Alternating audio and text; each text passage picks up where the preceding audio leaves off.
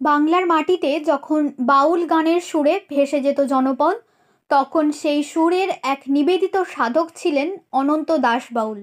আজ তাঁর বয়স 93 বছর। একসময় সুরের ঝর্ণাধারায় যিনি রাজ্য এবং রাজ্যের বাইরে অসংখ্য মানুষকে মুগ্ধ করতেন, সেই শিল্পী আজ চরম আর্থিক সংকটে, শারীরিক অসুস্থতায় ও একাকিত্বে দিন কাটাচ্ছেন। স্ট্রোকে আক্রান্ত হয়ে আজ তাঁর গলার সুর ক্ষীণ, শরীর ভেঙে পড়েছে, স্মৃতিশক্তিও প্রায় লোপ পেয়েছে। পশ্চিম মেদিনীপুর জেলার রামজীবনপুরের পাশে ছোট্ট গ্রাম দ্বারখোলা, সেখানেই জন্ম অনন্ত দাসের। শৈশবে পিতৃহারা হয়ে মা ও ঠাকুমার স্নেহেই বড় হয়েছেন তিনি। পেটের টানে ছোটবেলায় কখনো চায়ের দোকানে, কখনো মিষ্টির দোকানে কাজ করেছেন। পরে জীবিকা হিসেবে মৃৎশিল্পের কাজে হাত দেন। কিন্তু তার জীবনের ভাগ্যে লেখা ছিল অন্য সুর। মাটির গন্ধ ছাপিয়ে একদিন টান পড়ে বাউল গানের মাটির ঘ্রাণে। বাঁকুড়ার বিখ্যাত বাউল নিমাই দাসের কাছে হাতে খড়ি নেন অনন্ত দাস। সেখান থেকেই শুরু হয় তাঁর সুরযাত্রা, মানব ধর্ম, প্রেম, প্রকৃতি আর আত্মার মুক্তির পথে। ভাগ্যের টানে ঘুরতে ঘুরতে তিনি এসে পৌঁছান হুগলি জেলার গোঘাটের রঘুবাটি গ্রামে। সেখানেই আর এক মায়ের স্নেহে আশ্রয় পান তিনি। তৈরি করেন ছোট্ট এক আশ্রম, সুর আর সাধনার নিবাস। বহু বছর ধরে সেই আশ্রমই তাঁর সাধনা ও জীবনের আশ্রয়স্থল। অনন্ত দাস বহু গান গেয়েছেন, কলকাতা থেকে টাটানগর, রাজ্যের প্রান্তে প্রান্তে এবং রাজ্যের বাইরেও অসংখ্য মঞ্চে। তার গান বেজেছে আকাশবাণীতে, প্রকাশিত হয়েছে বহু ক্যাসেট। এমনকি জাপান ও বাংলাদেশ থেকেও আমন্ত্রণ এসেছিল, কিন্তু তিনি যাননি। একসময় তার আশ্রমে বহু তরুণ শিল্পী এসে গান শিখতেন। অনন্ত দাসের কাছ থেকেই সুরের পাঠ নিয়ে আজ অনেকে প্রতিষ্ঠিত বাউল শিল্পী হয়েছেন। কিন্তু আজ সেই গুরু যখন অসুস্থ ও অসহায়, তখন তার একসময়ের শিষ্যরা কেউ পাশে নেই। বর্তমানে সরকারি অনুদান হিসেবে মাসে পান মাত্র 2000 টাকা, যা দিয়ে সংসার চালানো তো দূরের কথা, ওষুধ কেনার খরচও ওঠে না। কখনো কখনো নিজের চিকিৎসার জন্য তাকে বাড়ি বাড়ি ঘুরে আর্থিক সাহায্য চাইতে হয়।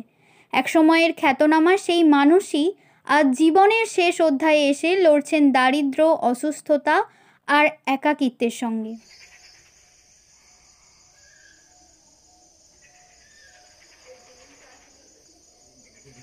বসার বন্ধন নিজগতে ছেড়ে গেলে মানে না। আপনি একজন আন্তর্জাতিক মানের বাউল শিল্পী। হ্যাঁ, তো আমাদের সংক্ষেপে যদি আপনার জীবনীটা, মানে আপনার শুরুটা কিভাবে হলো, ছেলেবেলাটা আমাদেরকে কিছু বলেন। হ্যাঁ, ছেলেবেলা মানে যখন আমার জ্ঞান হচ্ছে তখন আমার বাবা মারা গেছে। এবারে মা আর ঠাকুমা এরা সমস্ত সংসারের ভার নিয়েছে। আমরা 3 ভাই, বোন টোন নাই। তো সেই অবস্থায় ওইখান থেকে এই নানা রকমের অভাবের জ্বালায় যেটা হয়, চা দোকান, মিষ্টির দোকান, এইসব করতে করতে শেষ করতে ঠাকুর গোড়ায় ঢুকলো, ঠাকুর মূর্তি তৈরি করা। অজিত মুখার্জি, রামজীবনপুরের নাম করা মিস্ত্রি। রামজীবনপুর, হ্যাঁ। আচ্ছা। আর আমার জন্মস্থান কিন্তু মেদিনীপুর ডিস্ট্রিক্ট। কোথায় সেটা? ওই রামজীবনপুরের পাশেই দলখোলা বলে একটা গ্রাম আছে, আচ্ছা। ওইখানে আমার জন্মস্থান। ওইখান থেকে এবারেতে নানা রকমের সব করতে করতে ঠাকুরগোড়ায় চলে গেল। যে এবার ঠাকুরগোড়ায় বিভিন্ন জায়গায় ঘুরতে ঘুরতে বাউল গানটা শুনে আমার খুব ইচ্ছা হলো যে এইটা আমি শিখব করে ওই নিমাই দাসের কাছে হাতে খড়ি। বাঁকুড়া জেলার নিমাই দাস কিন্তু খুব ভালো শিল্পী, বড় শিল্পী একজন। তারপরে ওইখান থেকে এবারে ঘুরতে ঘুরতে ঘুরতে ঘুরতে এইখানে এসে হাজির হলো। এইখানে এসে যে মায়ের কাছে আমি ছিল, মা আমাকে প্রায় যা করেছেন মা করেছেন, আবার আমি কিছুই করতে পারিনি। ও বললে তোকে কোথাও যেতে হবে না, তুই এইখানে থাক, তোর এইখানে থেকেই সব হবে। তো আমার এইখানে থেকেই কিন্তু আস্তে আস্তে সব কিছু হয়ে গেল, গাল মায়নায় উত্তীর্ণ হয়ে গেল। না, এইটা আমার পালিত মা। আচ্ছা। আর আমার নিজের মা সে ছিল ওই নদীকূলে। তারপরে ওইখান থেকে এবারে পরপর আরম্ভ হলো, এবারে সেই চলছে এখনো। আপনি সব থেকে বড় স্টেজ কোথায় গান পারফরমেন্স কোথায় করেছেন? বড় স্টেজ পেয়েছি কলকাতায় অনেকগুলো স্টেজ পেয়েছি, কিন্তু সবগুলো মনে নাই বাবা আমার। টিভি রেডিওতে গান করেছেন? হ্যাঁ টিভিতে বা রেডিওতে গান করেছেন? হ্যাঁ, রেডিওতে গান করেছি। সেটা আনুমানিক কত সাল মনে আছে? কত সাল? না, ওটা ঠিক মনে নাই কত সালে, তো ওটাও করেছি অনেক দিন। আচ্ছা, আপনার কিছু রেকর্ডিং ক্যাসেট কিছু বেরিয়েছে নাকি? হ্যাঁ, ক্যাসেট আছে আমার। ক্যাসেট আছে? হ্যাঁ, সে- আর রেডিওতে গান করেছি। সেই ক্যাসেট থেকে কোনো আর্থিক সাহায্য হ্যাঁ। পান? রেডিওতেও বেশ কিছুদিন করেছি, তারপরেতে এখানে সেখানে তো আছেই, কোনো তো ব্যাপার না। এখনো কি সেইভাবে গান করতে পারেন? না, এখন আর পারিনি। আপনার তো শরীর খারাপ। এই শরীরটা খারাপ হওয়ার পর থেকে গলাটা যেন কেমন হয়ে গেছে। এখন কেমন আছেন? এখন মোটামুটি চলছে। আচ্ছা, আমরা তো শুনেছি আপনার অনেক শিষ্য আছে, তো হ্যাঁ, অনেক। শিষ্যরা কি গানের সঙ্গে যুক্ত? না, এখন আর এই শরীরটা খারাপ হওয়ার পর থেকে আর সবাই কেউ পাত্তা দিচ্ছে না। দিচ্ছে না? আচ্ছা না, আমার শিষ্য ছিল গোষ্ঠগোপাল, ও এখানেতে 6 বছর ছিল আমার কাছে। আচ্ছা। আর যে বর্ধমান ডিস্ট্রিক্টের সাধন বৈরাগী, হ্যাঁ। ও ছিল এখানে বছর 7 আমার কাছে। গোষ্ঠগোপাল বাবুর বাড়ি কোথায়? ওর বাড়ি হচ্ছে হাওড়া ডিস্ট্রিক্ট।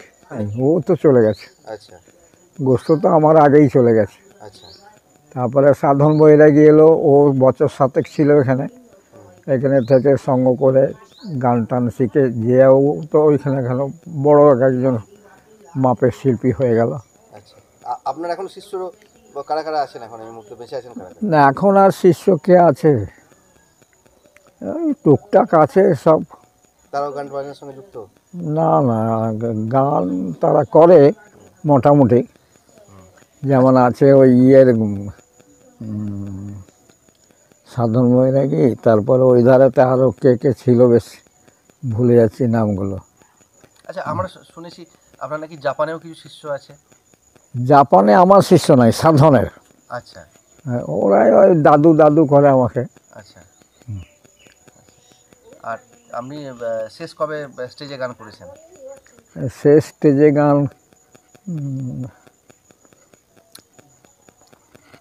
ওই মাঘী পূর্ণিমাতে একটা হয়েছিল। আচ্ছা, সেইটা। আমরা আমরা দু লাইন যতটা পারবেন একটু গান শুনতে পারি, একটু দু লাইন আচ্ছা একটু করুন না।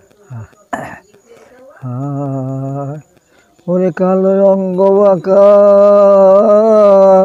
মাথায় ময়ূর পাখা, চূড়া বাঁশি কোথায় লুকালি রে কানাই, তুই কেন গৌর হলি, তুই কেন গৌর হলি রে কানাই, তুই কেন গৌর হলি।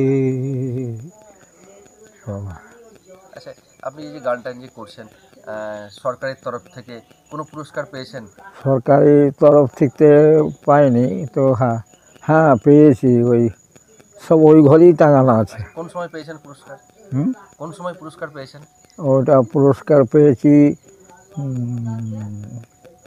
ওই হাওড়া ডিস্ট্রিক্টে কি জায়গাটা ভুলে যাচ্ছি। ও বিরাট একটা সরকারি অনুষ্ঠান হয়েছিল, আচ্ছা, সেই অনুষ্ঠানে গেছিল, ওখান থেকে পেয়েছি। কোন সরকারের আমলে? এই সিপিএম সরকার আছে। আর এখন যে সরকার আছে সেই আমলে কিছু পেয়েছেন? এখন এই সরকার থেকে পুরস্কার পেয়েছি মনে হচ্ছে দুটো একটা পেয়েছেন? হ্যাঁ। আচ্ছা, বর্তমানে আপনার যে আর্থিক পরিস্থিতি, সংসার কীভাবে চালাচ্ছেন? সংসার চলে, ওই তো সামান্য টাকা পাই 2000 মাসে। আচ্ছা, এটা পান আপনি? হ্যাঁ এটা আপনি পান? হ্যাঁ, ওই বার্ধক্য ভাতা, শিল্পী ভাতা। আচ্ছা, এগুলো পান। তারপরে এখন এই চলছেই, কোনো রকমে চলে যাচ্ছে, উপরওয়ালা চালাচ্ছে।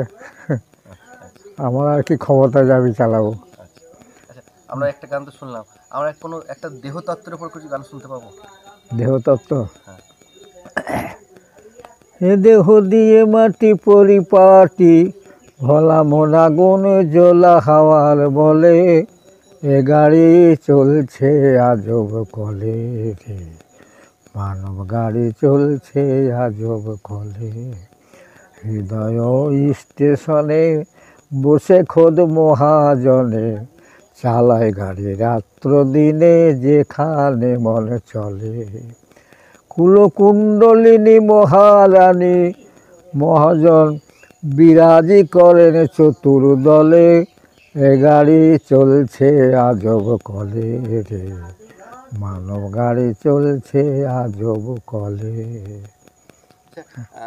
আপনার জীবনের হ্যাঁ। বা এর মধ্যে জীবন দশাতে আপনার সব থেকে ভালো গান, মানে আপনার পছন্দের কোন গানটি অত্যন্ত জনপ্রিয় হয়েছিল, এরকম একটা গান আমাদের শোনান না। আমার গান সবচেয়ে জনপ্রিয়,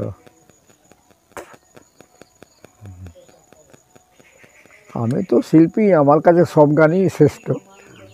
তার মধ্যে কোন গানটা, যে আপনি যে গান গান, এই গান কি আপনারই লেখা?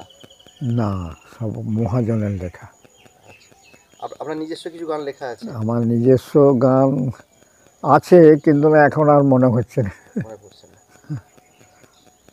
আপনি আকাশবাণীতে কি গান গেয়েছিলেন মনে আছে? হ্যাঁ, আকাশবাণীতে কি গান গেয়েছিলেন মনে আছে? রেডিও? আকাশবাণীতে গান করেছেন মনে আছে আমার। এই যে এখন যে গানটা গাইনু এটা করেছিল, আর করেছিল, ঠিক আছে মনে হচ্ছে না। গেছি টাটা, জামশেদপুর, তারপরেতে হলদিয়া, এই বিভিন্ন জায়গায় ঘুরেছি আমি। তখন ইয়ং বয়স তো, তখন কোনো ব্যাপার ছিল না। যে তখনকার দিনে তথাকথিত যারা আধুনিক গান গাইতেন বা বাউল গাইতেন, তাদের সঙ্গে পরিচয় ছিল? হ্যাঁ, ওই পয়সা দিত কিছু। না, পরিচয় ছিল সেই সমস্ত শিল্পীদের সঙ্গে? হ্যাঁ হ্যাঁ, পরিচয় ছিল। কোন কোন শিল্পী একটু বলুন। যেমন আমি গান করেছি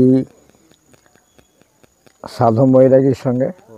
সাধন বৈরাগী আমার কাছ থেকে যে যখন ও শিল্পী বড় হয়ে গেল একজন, আর তখন ও দেখেছে, ওরকমও গেছি, বা ও আর যেখানে বাইরে লেগেছে সেখানেও গেছি। তো বাদ্যেশ্বরে বোধ হয়, ভদ্রেশ্বরে একবার ওদের সঙ্গে পড়েছিল। তাদের সাথে ওই মান্না ছিল, আর আর কে কে ছিল বেশ ভুলে যাচ্ছি, দু চারজন ছিল ওরা। দেখা হয়েছিল? হ্যাঁ, দেখা হয়েছিল। এখন কি সেইভাবেই আর স্টেজে গান গাইতে পারেন না? আর পারেন না? না, এখন আর যে গলাটা কি গোলমাল হয়ে গেছে আচ্ছা এই অসুখটা করার পর। আচ্ছা। রাধে গো প্রেম করিও না করে, আর ৮০ তলায় সের হইলে ৪০ রে হয় যে মন, রাধে গো প্রেম করিও না করে, রাধে গো প্রেম করিও না করে।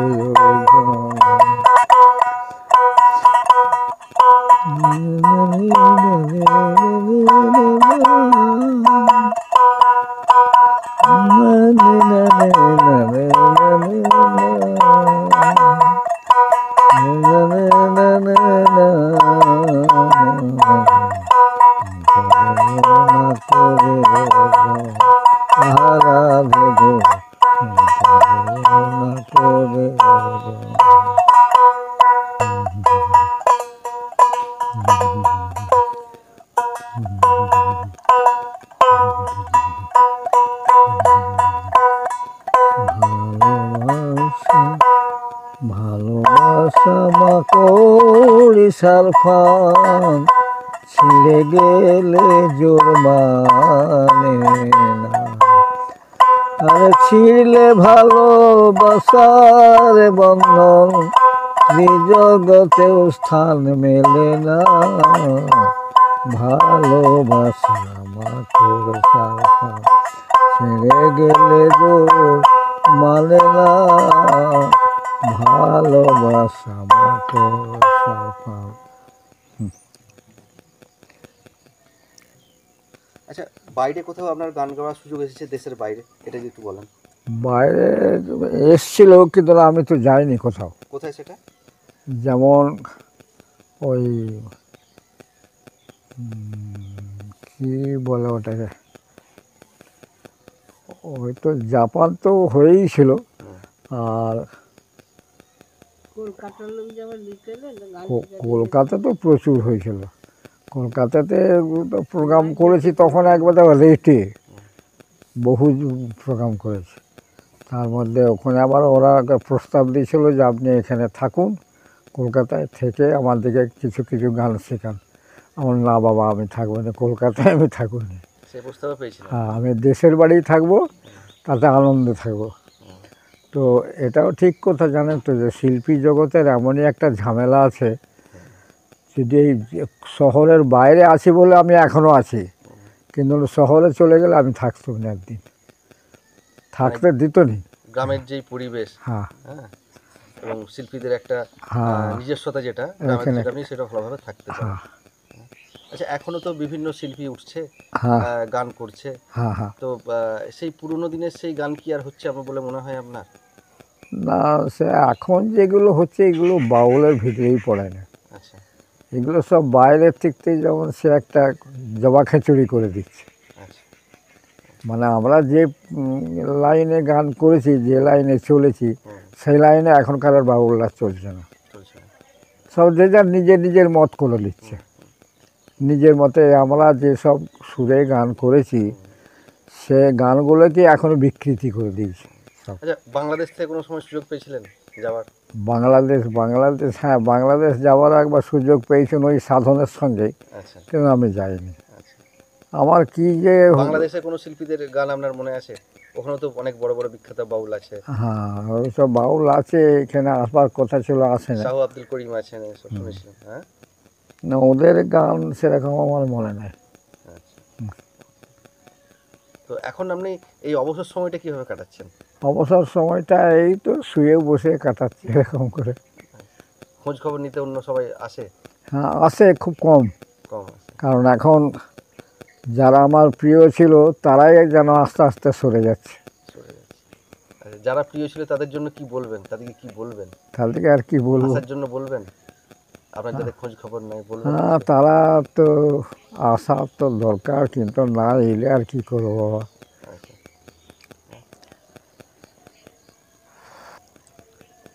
এখন যেভাবে আপনি বললেন দিন কাটছে, তো এই আর্থিক ব্যাপারটা কিভাবে আপনার চলছে? আর্থিক ব্যাপারটা বাবা ঠিক হচ্ছে না, ওই এখানে সেখানে মেঘে পেটে এরকম করে চলছে। কাউকে বললাম বাবা 200 টাকা দাও, আজ একদম খরচা না। এই যে যেমন ওষুধ কেনার সময় পয়সা ছিল না, এই গ্রামেতে বেরিয়ে ঘরে ঘরে ঘুরে বাবা ওষুধ খাবো, কিছু পয়সা দাও, এরকম করে করে করে কিছু কিছু হচ্ছে। এই ব্যাপারটা হচ্ছে, কিন্তু আর তেমন সাহায্যের জন্য কাউকে সাহায্যের জন্য বলবেন? সাহায্যের জন্য তো দরকার আমার, কিন্তু এখন সরকার যদি একমাত্র ইচ্ছা করে তাহলে কিছু করতে পারে। শীততাপ নিয়ন্ত্রিত অত্যাধুনিক রেস্টুরেন্ট ময়ূখ রেস্টুরেন্ট। এখানে পাবেন চাইনিজ, পোলাও, বিরিয়ানি, তন্দুরি সহ সমস্ত রকম খাবার। এছাড়াও কাস্টমারদের সুবিধার্থে হোম ডেলিভারির বিশেষ ব্যবস্থা রয়েছে। পাশাপাশি যে কোনো অনুষ্ঠানের জন্য ভাড়া দেওয়া হয়। আমাদের ঠিকানা থানাকুল হেলান সংলগ্ন তিলক চক। Phone number 8617492616 9732162360। সেরা খাবারের স্বাদ পেতে আজই আসুন ময়ূখ রেস্টুরেন্টে।